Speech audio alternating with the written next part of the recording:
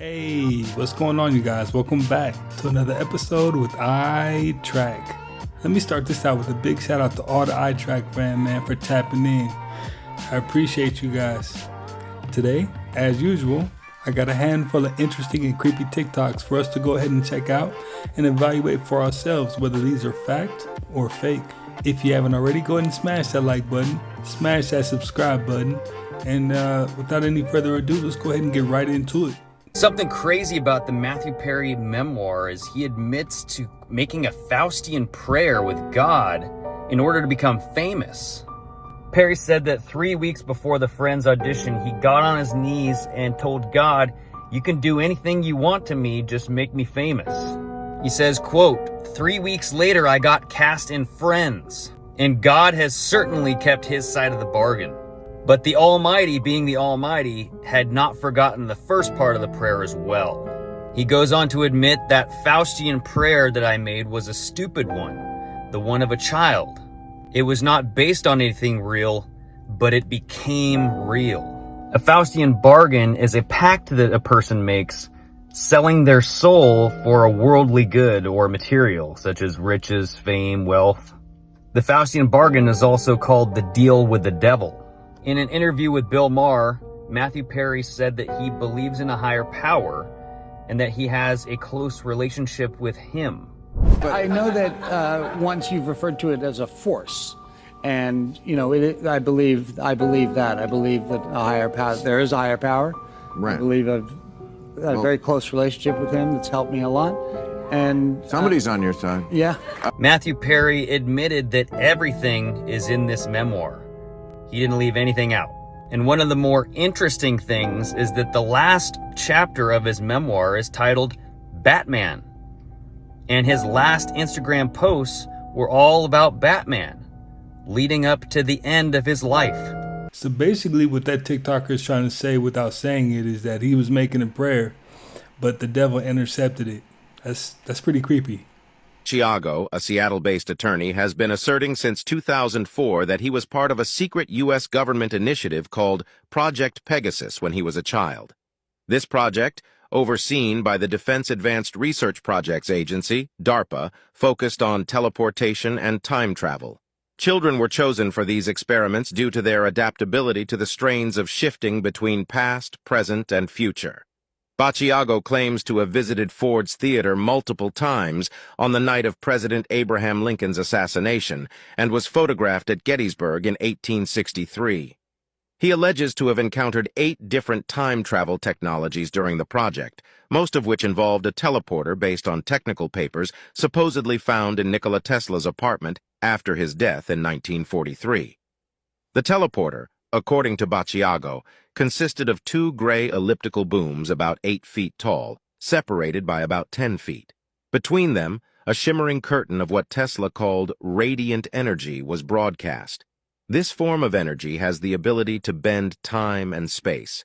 Bachiago claims that each visit to the past was slightly different, suggesting that they were sent to slightly different alternative realities on adjacent timelines.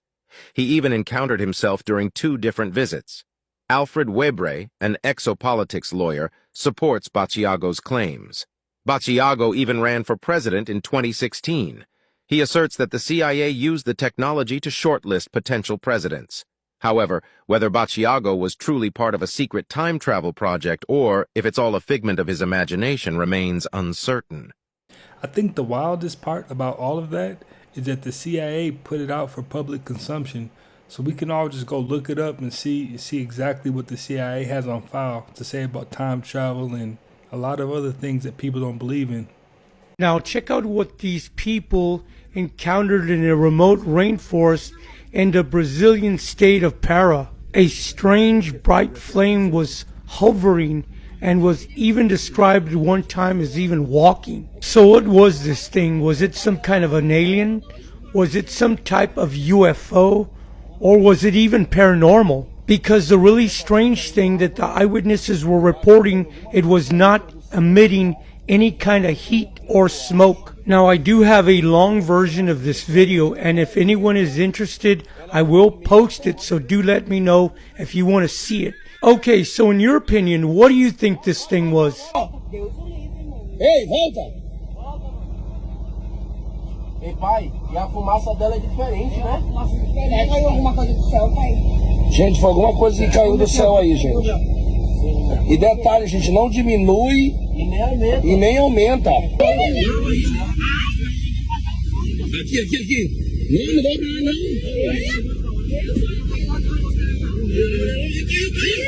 Caiu. Olha, tem outro bem ali, ó. Olha lá, pai, tá clarinho lá, ó. Não, mas tem outro lá ali, ó. Olha, tá tipo o redemoinho lá, ó. Olha, tá entrando outro pra ali pra trás, lá, tá lá, vai. Olha, tem outro pra ali, ó. Bora embora, pô. Tá. Olha, apareceu outro bem ali, ó. Outro pra ali, tá começando bem ali, ó. Será que é fogo fácil? Olha lá, ó. Olha o outro ali, ó. Olha o fogo fácil. Olha, tá começando de novo. O que é isso? É um fogo que tá acima da semente. Olha outro ali, ó. Olha outro ali, ó. Ele tá andando, gente, ó. Tô vendo ali, eu tô vendo lá, ó. Gente, tá andando, gente. Tá andando pra lá pra trás. Gente, isso é fenomenal, gente. Fenomenal, gente, ali, ó. Não vai não. Vem ali, tá nascendo outro ali, ó. Olha ali, ó. É fluorescente, né? Eu vi no quimo, mas é fluorescente. Olha ali, ó. Meu Deus do céu, já nasceu outro ali, gente, ó. Tá nascendo na sua frente aí, velho. It's crazy because you can hear a few guys in the background. You can tell that they're ready to go. Yo, it's like 3 a.m. right now, and my mind is racing. If you live in the United States, you're going to want to tap into this one. Alright, so today, or actually yesterday, less than 24 hours, the World Series kicked off. And guess who threw the first pitch? President Bush. Now, let me knock your socks off and raise your awareness and most likely raise your eyebrows, because what is going to happen next, I hope, is not an attack on the United States, because the last time this man threw the first pitch in the World Series was back in 2001. So check this out. This was 2001. He threw the first pitch at the World Series. We also had the 9/11 World Trade attack. Just thought I'd show you, just so we can document it in this video. But more importantly, back in 2001, the Diamondbacks also won the World Series.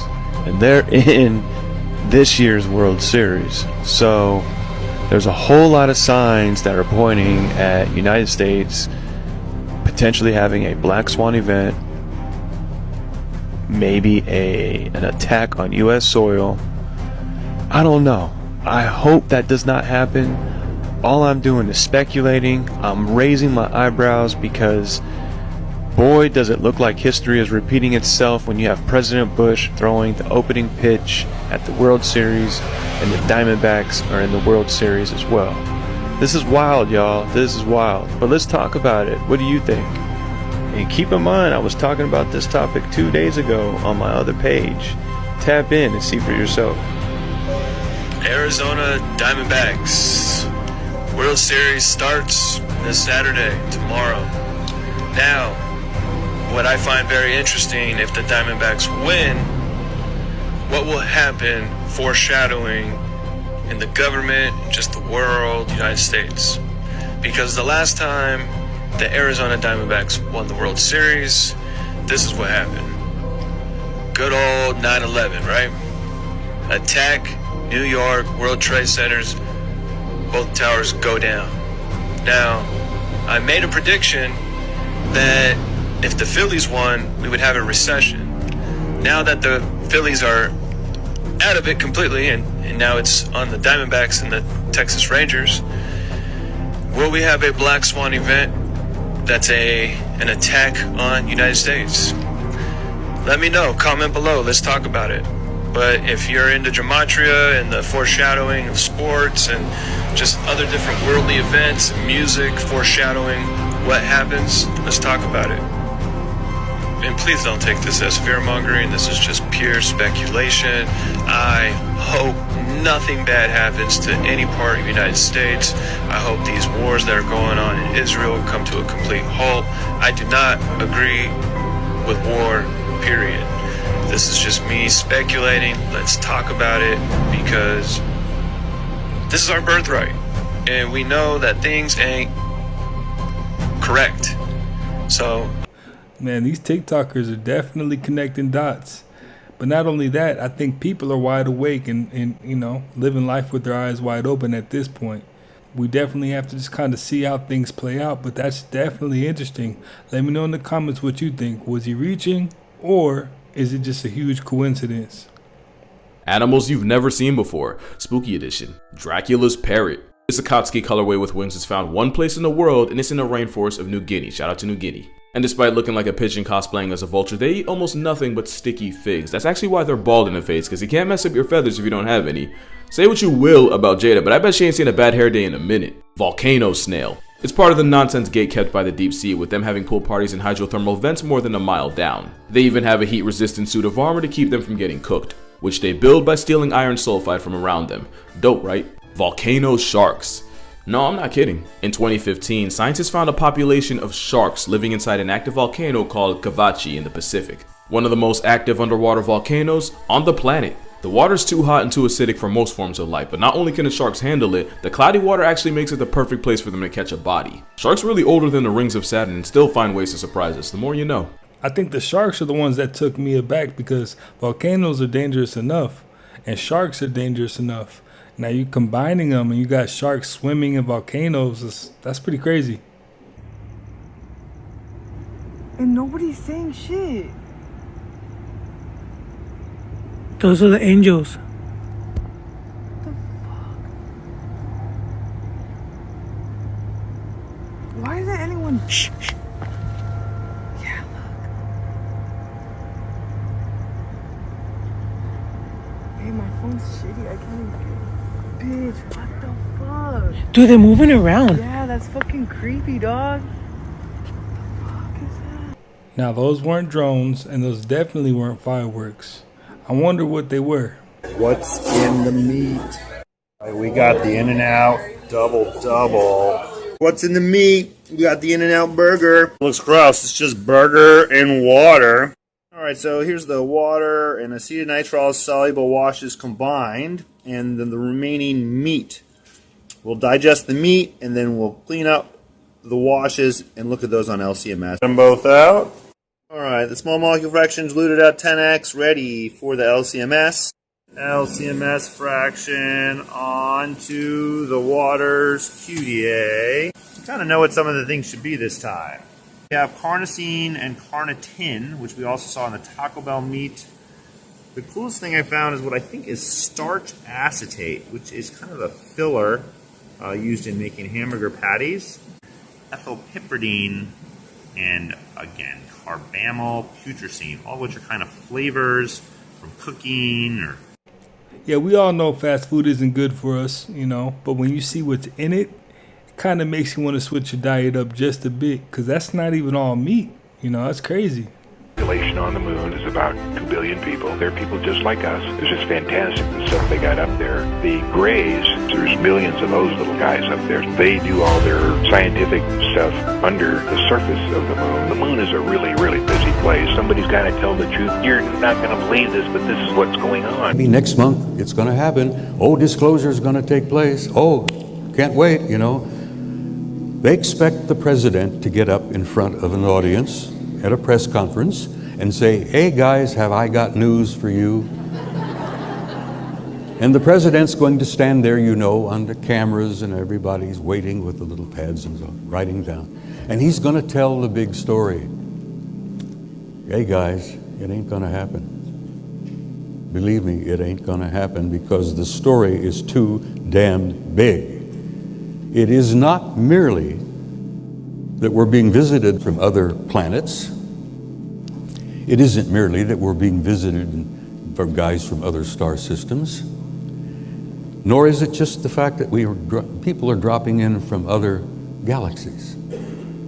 That's a given, and that's true, and all of the above. When I retired in '76, the Army at the time had just learned that, my God, we're being visited by guys who are popping through portals from other dimensions. Now, if you think that didn't blow their minds, and this was in '76, and that's when I retired from the Army. But that's not the story. They're not visitors. They've been here from the very beginning. Are you human? My body is. So I hate the word alien. Many of them have been on this planet before we were here. So the term alien doesn't apply. They've been here from the very beginning, and they're here in mass. There are facilities on this planet where they are all over the damn place. I mean, under Mount Hayes in Alaska, there's a major extraterrestrial facility. Under El Yunque Mountain in Puerto Rico, there's a major extraterrestrial facility. There's one in a mountain in the Pyrenees, its name passes me for a moment here, where there's a major extraterrestrial facility, and there's another facility underground in Australia near a place called Pine Gap. Pine Gap happens to be probably the largest national security facility that we have on the planet. And isn't that a coincidence that right next to Pine Gap, underground, is an alien activity facility? I mean, these guys are all over the damn place. Now, I will tell you, and I'll tell you honestly and bluntly, I have never attended a conference in 20 years. And I've spoken all over the United States. I've spoken all over the planet. Well, I haven't spoken in the Soviet Union, Russia, or China. But damn near everywhere else. I have never been in an audience like this where there wasn't at least one or two extraterrestrial intelligence sitting in the audience. And guys, I will tell you that I've had the opportunity where they've come up and introduced themselves to me after I've made a presentation. Now, if you think that isn't a jarring experience, but you may look around, but I've had wives looking at their husbands, like, always wondered about this SOB, Ingo Swann gave me some advice on it. Joe McMonigal, another friend who gave me some advice on it. You develop the abilities to recognize them, to sense them. And when they look at you in the face and they look into your eyes, then you know. I spoke at a conference 2 years ago in Laughlin. And after I had finished, I was wandering around with a cup of coffee in my hand, and this good-looking gentleman and a lady came over to me, shook my hand, and said, we appreciate your presentation, and we wanted to thank you for what you had to say, and blah, blah, blah. And we're standing there being friendly and chatting for a few minutes. And I had this gut thing that Ingo was talking about. And I couldn't, it wasn't indigestion or anything. I've developed this sense. I think that's why I've been kept alive. I looked at him and I said, "You're not from here, are you?" And then I felt a little embarrassed and I said, I mean not from New York or Miami, San Francisco. "You guys are not from here, are you?" And she chuckled. And I looked at her and she looked at me and she says, "No, we're not from here." And I says, "Would you mind telling me where you're from?" And she says, "If I were to tell you where we're from, you wouldn't understand." And I didn't take it badly. I mean, I didn't take it as an insult. I really kind of understood what she meant. And that's when I began to conclude that she and he were probably from another dimension. And they do come. They come through portals. They can create a portal just like that. And they come through from other dimensions. And they were a delightful couple. If you looked at them, they did like a husband and wife, He was about my height, and she was a little shorter, and she was fair, blonde hair, blue eyes. He had brown hair and green eyes. You could sit in a restaurant or in an airplane and you would never know. That's why I tell you, in this audience there is at least one or two here, and I will tell you something else. They're not interested in what the speakers have to say. They're interested in how the audience responds to what the speakers have to say. They're monitoring us so closely. They're watching us so closely because they are family and they have a concern about the fact that we are undergoing a transition. So that guy travels the world and lets people know that aliens exist. So it kind of lets you know that the revolution, so to speak, will not be televised. Everything has always been beneath the surface, if you will. So that's just interesting in itself. But I definitely don't think that we're here alone.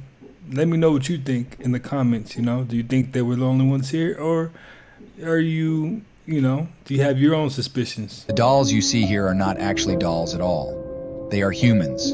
In fact, this video was posted anonymously on the dark web in 2012. And you should know that at that time, the biggest serial killer in the United States was wanted. He used to kill his victims and cut off their limbs to make puppets and film them like at the end of this video.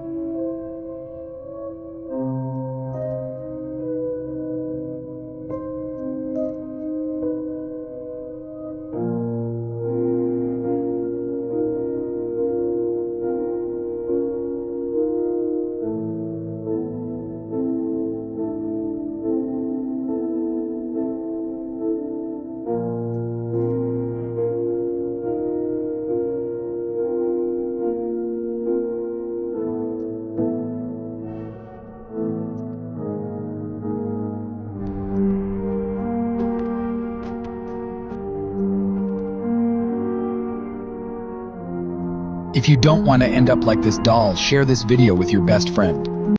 Now you know that's cap. This is what a schizophrenic's voice sounds like, and it's really terrifying. Don't go in there. Nobody cares about you. Why do you even try? Why do you even bother? Everything's... It was published anonymously on the dark web, but it says in the description that this man is currently wanted by the crime squad because his voices have made him do terrible things. Go ahead, get some ice cream. You don't want that. It'll make you fatter than you already are. Worthless. Pointless. Look out. The alcohol. Just Trash. drink it all. No, don't take that one. No, go over to the other one. Grab a wine bottle. Go ahead. A couple bottles of booze. Just drink it. Eat drink it. it until you're Look out. passed out. Nobody cares. Pointless. Where do they go? Nobody loves you. No one could. Some junk food. They don't care. The people. They're talking about you. Even he can't You're even such a look at you. loser. Oops, he's walking away because you stink. You smell. Why do you bother? You're stupid. They're fake He stands back smiles. to you because he doesn't like you. Catch you. And she's leaving because you're worthless. You should have never Oh, been yeah, born. go ahead. Grab it all. Eat all the food. Don't touch that. Eat it all. Don't touch that. Bother getting out of bed. Doesn't matter. Doesn't matter how fat you get. What are you thinking? Go ahead. Don't eat You that don't one. want that. Don't drink that one. Go get some You're alcohol. going to die. Go get the ice cream. going There's to the, get oh, you Give turned up. that one. Oh, the lights. There. The lights. Where'd they go? The lights are Who are they? whispering. They're whispering to you. Calling your name. Oh, they're after you. Look out. She knows. She knows. Drink me. Even he doesn't like you. They're talking about you. He's calling the cops. You're worthless. You're stupid. You can't trust him. You Don't trust him. That's what you're yourself. thinking. Oh, yeah. can't They're trust talking about you. Can't say I blamed you. You don't even deserve to be looked at. Schizophrenia in itself is pretty much a devastating condition. It's like a buildup of mucus in the brain, just like dementia. Just a buildup of mucus in the brain that shuts down vital parts that doesn't allow you to really have any kind of cognitive thinking. Yeah, it's pretty unfortunate. Então, sucurizona que eu passo na mão nela aqui, ó. Toma a grossura da bicha aqui, ó. Ô, moleque. Vai embora, ó. Vai embora, bicho. Now you know that's cap. He's not brave enough to do that. Nobody's brave enough to touch unidentified monsters in the water. I can't believe it.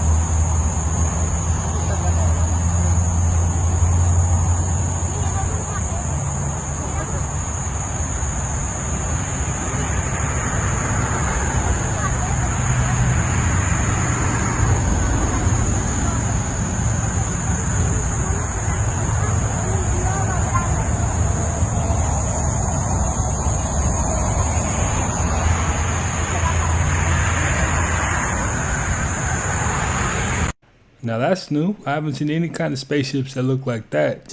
The story of the Nephilim, the sons of God, was right before the flood. So it's like these events are not disconnected. This is leading toward the flood. You know, when you grow up in church, you don't really hear anything about the flood except for people were really bad. Okay, what does that mean? Obviously, it's a perspective thing. So what does it mean really bad? Like, why would God destroy the whole earth? There's a reason why God flooded the earth, okay? People don't understand that God didn't just flood the earth because the earth was full of evil, the end. Okay, when you read the book of Enoch and you read the book of Jubilees and Jasher and you read these other ancient texts, you get a more clear understanding of why God flooded the earth. God flooded the earth because there were no more humans left in it. Noah and his family and his sons were the only beings that were pure in generations, the Bible says. That means genetically pure. They were the only ones left that were pure genetically. They were the only humans left on the earth. Everybody had already interbred and mixed in with genetic, angelic, animal, hybrid, DNA, mixed things. Most of the people had been corrupted. They had this sons of God. They had this angel DNA. They were giants. And according to the book of Enoch, they were like cannibalistic. They were horrible. This was what we call the seed of Satan, okay? The seed of the serpent. The Bible talks about the seed of the serpent, and it talks about the seed of man. This is what it's referring to, these animal, human, hybrid, angelic, perverted creatures of God's perfect genetics. A question that often gets asked, if God flooded the earth to destroy the Nephilim, how were there Nephilim afterwards?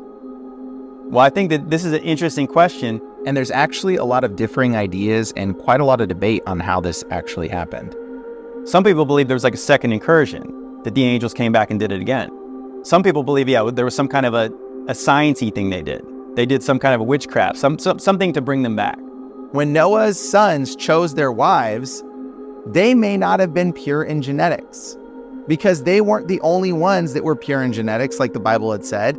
They may have had distant Nephilim, angelic DNA bred into them in some way, because the Bible says that the Nephilim were there in those days and after. So somehow the Nephilim, some remnant of them, survived the flood, okay? And that remnant came on the boat with, I believe, Noah's sons' wives. And they were reintroduced into society via genetic Punnett square random chance that a giant was born out of one of their children. And that giant became its own tribe of people and took over the whole promised land. Because I believe there was a second incursion. The angels did it again. If you read in Genesis 6:4, it says, the Nephilim were in those days and also afterwards, when the sons of God came into the daughters of men. So before and after the flood, when the sons of God came to the daughters of men. For me, it's hard to believe in the second incursion theory because I believe that God flooded the earth literally to end the first generation of giants. And if there was a second incursion, then that would just bring back the giants again. So I think it had to have come from the genetic gene pool. And also it mentions in the book of Enoch that Michael's talking to Raphael about how the punishment that God put on these first initial angels that slept with the women, it was such a severe punishment, anyone's heart that hears about it would be softened by it. And basically that no man nor angel shall ever partake in their portion of judgment or punishment again. And also mentions whose reins are not troubled, meaning like it will change your direction, knowing this punishment was so severe for these angels that no angel would ever do it again. However, I do believe there is attempts to try to recreate the fall, and I think a lot of satanic practices are just that. They're trying to entice angels to sleep with women again, and a lot of these satanic rituals. So I don't believe any of the angels have ever done. I always find it interesting how people will take their own best guess or their own best speculation about these the ancient texts or scriptures in the Bible. You'll never really, hear anybody yell out, these are facts, because a good majority of it is speculation and what they've heard, So it's always interesting to hear somebody else's perspective on it because there's so many. Assembling. Look at this. Look at this. I'm gonna go a little forward. What are the odds? I think like right here, bro. Actually.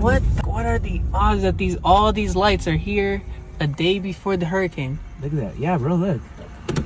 Here, I'm getting out of the car. Yeah. I'm gonna get up to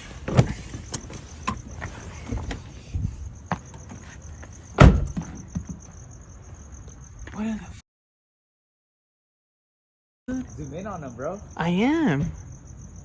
They're just glowing balls of light, bro. And they're moving simultaneously. They're not making any noise, too. Look at that, dude. Zoom in on that shit, bro. I just want to look at it. Oh, they're like disappearing in light. You see that?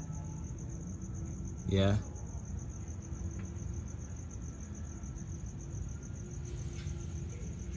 You hear that shit? Yeah. Look, the lights are all. Wait, they're all disappearing.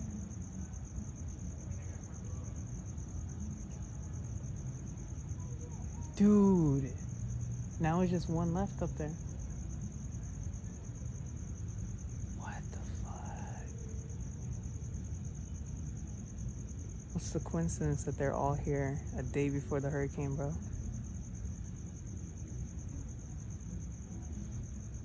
Look, that one's starting to disappear. Whoa, bro. Fuck, dude. It's gone. Yeah, that was. Dude. Dude. Oh, man. Yeah, those definitely fit the bill for unidentified flying objects. Well, you guys, hey, that's another one in the books. I appreciate each and every one of you guys for stopping by yet again and watching another one with me. If you haven't already, go ahead and smash the like button, smash that subscribe button, and I will definitely catch you on the next one.